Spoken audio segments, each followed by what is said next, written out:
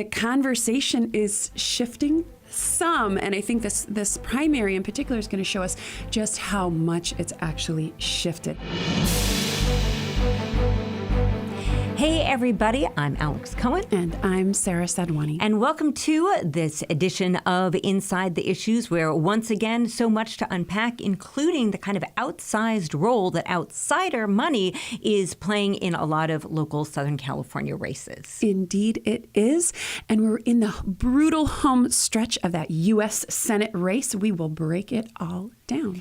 And the medium is the message. Marshall McLuhan said it best, and that is certainly true when it comes to politics. We're going to take a look at that. Plus, be sure to stay through to the end because we've got a rather big announcement. But first, these local races, the election now, Sarah, 2.5 weeks away. All of a sudden it feels like we're in that, okay, it's actually here very fast, second half of February. And there's so much on the ballot, including, of course, in the city of LA, all of the even number city council districts. And there's a lot There's some hot ones. There's some hot ones, right? CD10, where Mark Ridley Thomas sits no more because of his troubles with the law. Kevin De Leon trying to hold on to his spot after those leaked racist recordings. And then City Council District 4, which is, if you remember, a seat that outsider Nithya Raman was able to get from David Ryu, who had represented the region. And now there are two candidates looking to unseat her, Ethan Weaver and Lev Baronian. I had the opportunity to moderate a candidate forum, not a debate, but a candidate forum that was hosted by Stephen Wise Temple and a couple of other local Jewish organizations. And I have to say, like, all in all, and I think especially because the medium is the message, we'll get to that later on, because it was 3 separate one-on-one conversations on Zoom. It was not too crazy, nothing too extraordinary, no protesters disrupting or anything like that. But it was interesting because there was a lot going on behind the scenes. And literally, I'm going to take you behind the curtain. Please, here, I love Sarah. that. I'm moderating this debate wearing my pajamas because it's on Zoom, or at least the bottom half, right? And I'm like, okay. And just as we're waiting for the participants to log on, I happened to be scrolling on X and I saw a tweet from Adam Conover, a television writer, very politically active, also a resident of CD4, also a big supporter of Nithya Raman, which I think we should note for context. But he basically raised these points about the company that Ethan Weaver has been keeping, saying, hey, everything is not necessarily what it seems in this race. Right. And one of the points he makes, which Sarah, maybe you can help spell out for us, is the difference between what an individual candidate can receive in terms of contributions and then what can be given to outside organizations who might be either aligning with or opposing a certain candidate. Well, these are big numbers that are very different. These are big numbers, right? And when we think about campaigns in general, we know that when it comes to election time, any candidate needs to be able to inform its electorate about who they are, what their message is, and really get their name and their brand out there. Incumbents always have that advantage because people have already voted for them and people know their name. The city of Los Angeles has a $900 limit. This is incredibly low in comparison to even Congress, where you can spend thousands of dollars to support candidates. So that's the max that someone can give a city council candidate. And in many ways, that's wonderful. The idea is that it's going to even the playing field. There's matching dollars available at the city level if your dollars are coming from folks who live within the city boundaries. But ultimately, what we hear candidates talk about all the time is that this $900 cap is so low. And the impact that it has is that people that really want that candidate to win end up putting their additional money into some sort of independent expenditure. And that's, I think, what we see going on in this council race, but also in most of the other council races, is it comes down to these independent expenditures. And let's not forget, an independent expenditure group cannot coordinate with the candidate's campaign themselves. So they're coming up with their own messaging, which could be kind of nasty sometimes. And really interesting to see here who has aligned with Ethan Weaver, mostly it would seem because of their opposition to Nithya Raman. And this includes police union groups, of course, Nithya Raman voting no to boosting the budget for the LAPD. Exactly. Landlords, Nithya Raman has definitely done a lot of work on behalf of renters. So all of the kind of classic LA battles. So we've talked about time and time again on this program, right? Tenants versus landlords, police versus activists. Nithya Raman has definitely taken a certain stance, and these outside groups have really been promoting and supporting Ethan Weaver. I looked at some of the numbers today. It looks like in terms of individual campaign donations, Nithya's amassed roughly $370,000. Ethan Weaver about $252,000. But the Independent Expenditure Committee that is opposing Nithya Raman has raised more than $1 million. Right. That's a big difference there. It's a really big difference. And I think for me, it highlights something that, long comes up in LA city politics. LA kind of nationally is known as this progressive haven of wanting progressive politics. We see this on things like criminal justice, et cetera. But when it comes to local politics, that doesn't always translate. And actually at the local level, when we're talking about the kinds of policies that folks want to see, Angelenos can be a little bit more conservative. And let's not forget that Nithya Raman's district has changed significantly, whereas it used to be more based in Koreatown. And this was one of the things in redistricting. K-Town had been chopped up previously. It is now relatively whole. And in Heather Hutt's district, Raman's district now spans from Los Feliz, very progressive kinds of areas, but all the way out into the valley, including areas like Sherman Oaks, where we have a lot of homeowners, right, who have a different set of values and interests than maybe perhaps some of her former residents did. So we certainly see those dynamics kind of coming into play where we might say we want progressive politics at the national level. You might want a really progressive Senate candidate. But when it comes to local politics and what's happening in your neighborhood itself, you want the potholes cleaned up. You want graffiti to be removed, right? We're seeing this also with this the citywide conversation on like the smash and grabs, the copper wire, the catalytic converters, right? On all of these smaller crimes as well. So that brings us to, so where is all of this money going? And of course, it's going to political ads. And that brings us to our What's the Word of this week. The word, Sarah, is? Channel. And it's really interesting now just looking at, you talk about a very diverse District 4 and mostly just a very diverse media landscape that's out there. And now it's really been interesting to see, I felt like I was moderating this debate forum, which is a very kind of old school channel that people get their information about candidates. But meanwhile, on Twitter, there's these raging debates of, well, this person's fundamental, this person needs to be a Republican. And Ethan Weaver is supported by Rick Caruso. There's an extensive read that appears in The Nation this week from Mike Bonin, co-wrote about how all this money that is going against these more progressive candidates is it's interesting to see where that's funneled, because now your dollars can go farther because you're targeting the audience that you want to reach. Like, I feel like the platform X is a really good place for those kinds of discussions to be happening.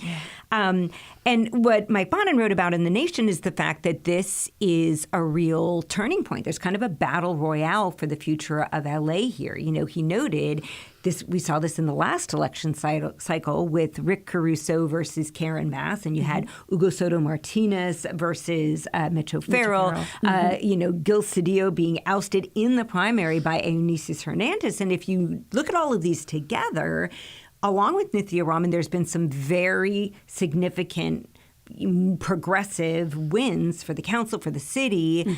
But at what point is that going to hit its limit? When you get into certain pockets of LA, as you mentioned, like this newly drawn CD4, is there a point where this might not go any, or John Lee's, race to stay in his district out there, is he going to be able to maintain that hold? I think this election is going to be super interesting on that front. I agree. I think this election at the local level is really a litmus test of how far will we go as Angelenos in terms of this progressive turn that the city has kind of taken. And I think we've seen a real push towards these progressive politics, as you've mentioned, Hugo Soto Martinez, Eunices Hernandez, et cetera.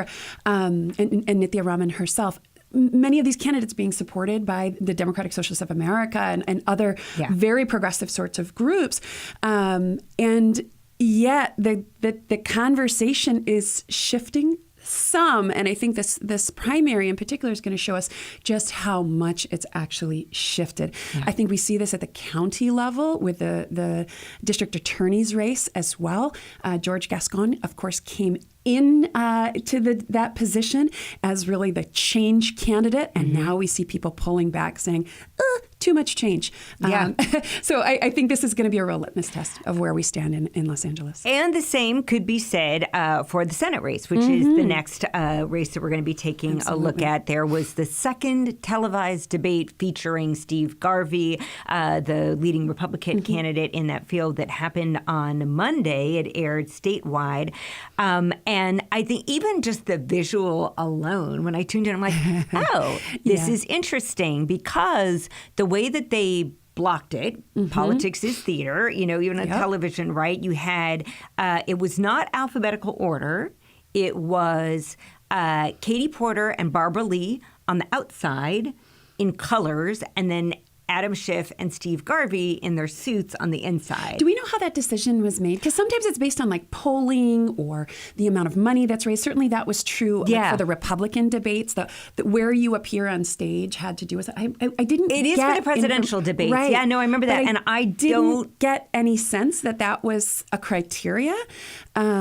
So I would be curious about who made that decision. Yeah. And if I were Katie Porter and Barbara Lee, I'd be a little annoyed by that if there wasn't a specific formula for how everyone got placed. No, and it's funny. I'll have to go back and watch the beginning. I don't think they said that, but they did at the beginning lay out, and they had this full graphic for here are our rules. And the moderators made it very clear. I saw Frank Buckley talking about this prior to the debate, and he said, look, we've thought about this long and hard. We are tired of politicians and their talking points. We are going to ask a specific question. And if the candidates don't answer that question, we are going to come back and make sure that they do answer. And I have to say, as a journalist, I really appreciated that, because yes, that's what candidates and politicians in all races often do. Is like, I ask you, Sarah, what color is that jacket? You're like, I bought this jacket at a vintage store. Exactly. No, just tell me the damn jacket's brown. Spin. And yes. And you could hear that in so many of the responses. For me, one in particular, I felt like it was just so prepared. It was like, wow, you must have like photographic memory or something, because you are like, it's just so polished in some of these answers and not necessarily answering some of those questions. Yes, no, that's true. But Sarah, another thing that you noticed, one of the rules was that if your name as a candidate got mentioned in an answer, that meant that you had the opportunity to rebut. Right. And how is that? How is that rule perhaps used strategically? 100%. And I thought Adam Schiff played this so well, right? I mean, even his commercials that he's running, he really wants Californians to see that, California voters to see that this is a race between him and Steve Garvey. If Steve Garvey passes the top two primary, the race is really over, right? Because there is no way that the state of California is going to elect a Republican. So that is a best alternative, best outcome for Adam Schiff following the March primary is that Steve Garvey is in that top spot. So he keeps elevating Steve Garvey, making him a part of the conversation. And my only guess is in hopes that Republican voters who supported Trump will come out in droves for him, right? Because there will also, it is Super Tuesday. People will have an opportunity to vote for Trump. And we know Trump voters get super jazzed and excited by that. So throughout this debate, almost every single response, Adam Schiff invoked I was Garvey walking down the street. Garvey and got a Garvey sandwich. Exactly. Because then it allowed Garvey to respond. It continued to push out Katie Porter and Barbara Lee from the conversation. And then the two of them in the center get way more airtime than we saw the other two receive. And this was something when you were out last week, Sarah, I spoke about with Ben Oreskes, because it wasn't just on the debate stage and that channel, also on the political ad channel, Adam Schiff had released an ad that was called Two Visions. And it was, it literally made it him and Steve Garvey front and center on the split screen. Now, Since then, Katie Porter has released an ad. I just saw it at the gym this morning, and even with no sound on, the message came through. Let's take a look at the Katie Porter ad that riffs on the Adam Schiff ad. This ad? Typical politicians. He's bad, I'm good, blah, blah. Let's shake things up with Katie Porter.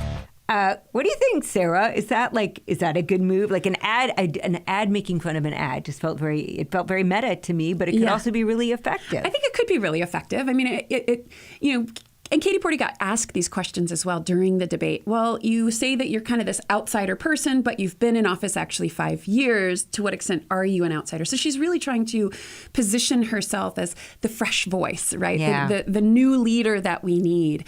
But the reality is she has been there for 5 years. Yeah. And they pushed her like, well, you just released this 10-point plan. How come you didn't do that sooner? Yeah. And so I think this is always going to be a tough one in those debates. But from an ad perspective, makes a lot of sense. We know that voters do like a new, fresh face in general. That was Barack Obama in 2008. That was Donald Trump in 2016. Yeah, we like shiny and new. Yeah, don't we? exactly. Right. That's because then you're the prospective voter. You get to see Hope. Yeah, it's that hope of like, oh, this is someone who could really change, as opposed to someone, a Hillary Clinton, who has been around in politics forever, even if not in elected office. But we know what you stand for. We know your style. Yeah. So I think it's a smart move for Katie Porter. Yeah. Let's see to what extent it's going to be effective, because I do think Adam Schiff has a whole lot of support. I mean, he has the money. He has all of those endorsements from Nancy Pelosi to almost the entire congressional, California Democratic Congressional Caucus. So I don't know. It's going to be a tough one to break through. Yeah. He also has a plan. Speaking of the Katie Porter 10-point housing plan, I got a call from his campaign earlier this week saying, hey, you want to be the first to take a look at his brand new environmental plan, which I looked at, and it's got all Alex sorts Cohen, of things. Getting all the calls. Well, and I got, and I had the chance to speak with Adam Schiff about it, which was really interesting because, look, everything that's in this plan I think is really important. We know, look at all the crazy climate stuff that's been going on lately, and even with all of the storms that we've had, we still might be headed towards a drought once again. There's points in there about what to do about our water situation. But there's always a but. One of the questions that I had for him is because literally he puts it out, and then on the channel known as Truth Social, you've got Donald Trump saying what he said over and over and over again about Schiff and his fake Green New Deal, and you're taking away jobs. And I asked him point blank, how do you cut through that message? Because either, again, there's the channel of folks who totally believe in climate change and they're on board, but then there's a whole other channel of people, millions of Americans, who feel like EVs are all a hoax, right? Like it's taking away jobs. And Schiff's response was he felt like most Americans don't fall into that camp. We do have, if anyone wants to read his entire environmental plan, we'll have it in our show notes. But the other thing I was really curious to ask Adam Schiff about was, why are you going after Steve Garvey now? It's not the primary yet, right? Like, is this a shrewd strategy? And here's what he had to say on that front. And yes, I contrast my positions with Mr. Garvey's, but not just mine. In fact, our latest ad shows how all three of the Democratic candidates are in opposition to Mr. Garvey's policies on things. Now, some other candidates may feel it's in their interest to try to tear down fellow Democrats. I don't think that's the right strategy. And I'm focused on, drawing a sharp contrast with the Republican in the race. That is where the sharpest ideological differences are. And he is, pretending to be something he's not. He's pretending to be a moderate, as you see in those debates. But then he goes on Fox, as he did again last night, and attacks me. And so why am I responding? Because he's attacking me. So speaking of channels, Sarah, Adam Schiff mentions this Steve Garvey interview. I'm like, I did not catch it on Fox. Right. Let me go find it. Yeah. So did you find it? I had a really hard time finding this interview, which I think is interesting as well. I went to the Fox 11 site, and they had stories about when Steve Garvey first declared and about some other things, some Dodger stuff. Nothing about this interview with them. I went to the Steve Garvey for Senate website. I went to their In the Press section. They don't have this video posted. I'm like, okay, that's kind of interesting. I went to Steve Garvey's X feed. Thought maybe I'd find a clip there. No, and I was like, I guess I'm just never going to find this interview on Fox 11. I'm so curious. But then, at my light bulb moment, I went to Adam Schiff's X meeting. Lo and behold, guess what? They had the clip, which I thought was really, really interesting. Yeah, of course. And I'm going to set it up. We're going to take a listen, right? You've got the Fox anchor, and he's talking about the vote that happened last June in the House to censure Adam Schiff. This anchor said, Schiff's own party called him a liar. I went back and double-checked the House records. That's actually not true. Every single Democrat who voted that day voted against this censure. But he said, he basically said to Steve Garvey, no one's talking about this. Here's what Steve Garvey said in response. Of course, he mistook kindness for weakness when I looked at him in the first debate, and I said that. Yeah. And then once he got on me, he paused, and I said, but sir, you lied to 300 million Americans, and you can't take that back. And again, Sarah, it just made me wonder who, I think your understanding is the world flat, is the world round? Right. Is Adam Schiff a liar? Is he the one? Or is he a hero? Right? Right? Is he a hero? Yeah. I think both of those, it's the Rorschach test. Is it a vase? Is it two faces? And it so depends on the channels that you listen to. Yeah, and it so depends also, and there's a lot of political science research on this, on the party that you identify with. Yeah. And the party you identify with probably determines the kinds of media channels that you're paying attention to. And it's like we're living in two different worlds. It's like a tale of two USs, right? Yeah.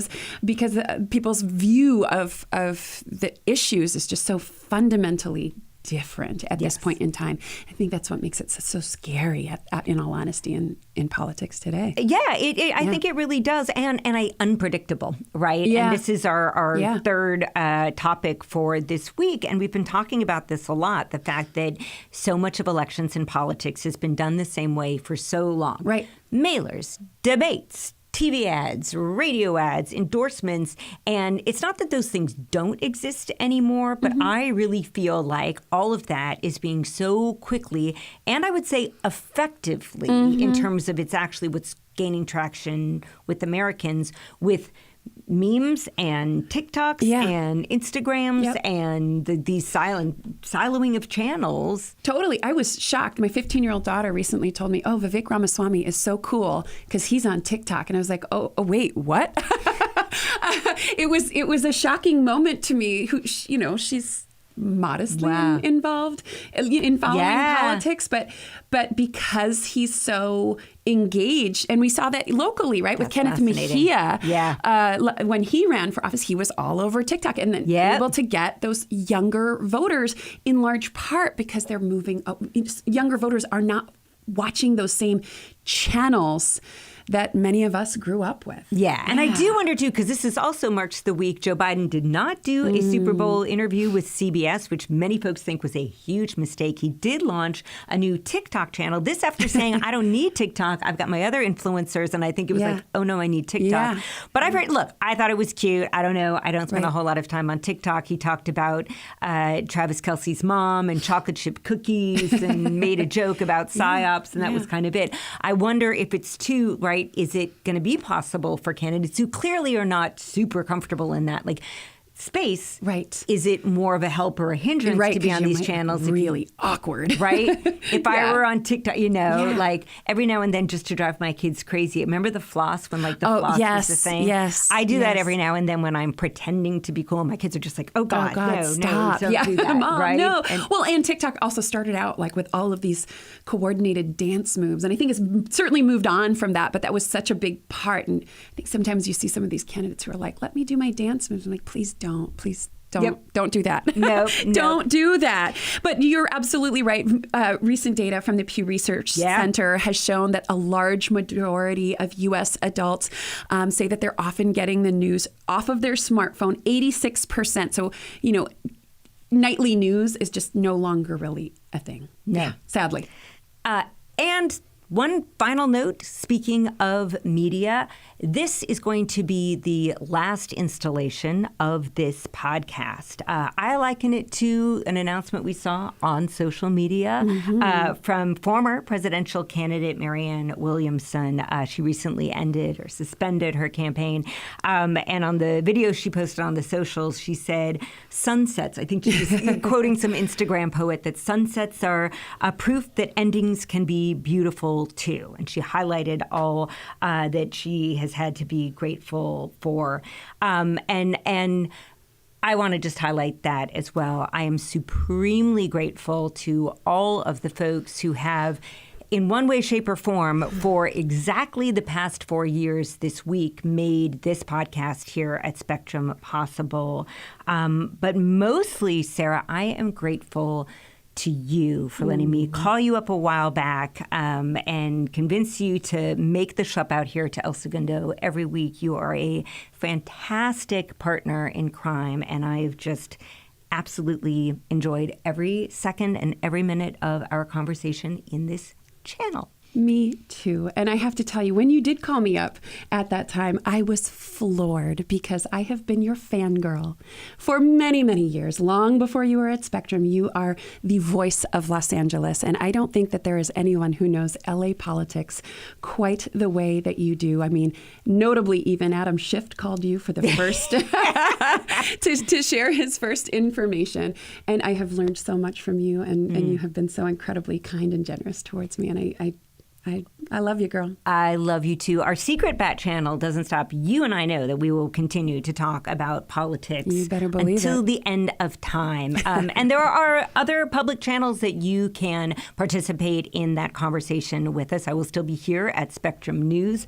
And you can follow me on the social medias, even TikTok. From time to time, I do things there, not the floss. I am at Alex Cohen in LA. And I am at Sarah Sadwani. Thanks so much.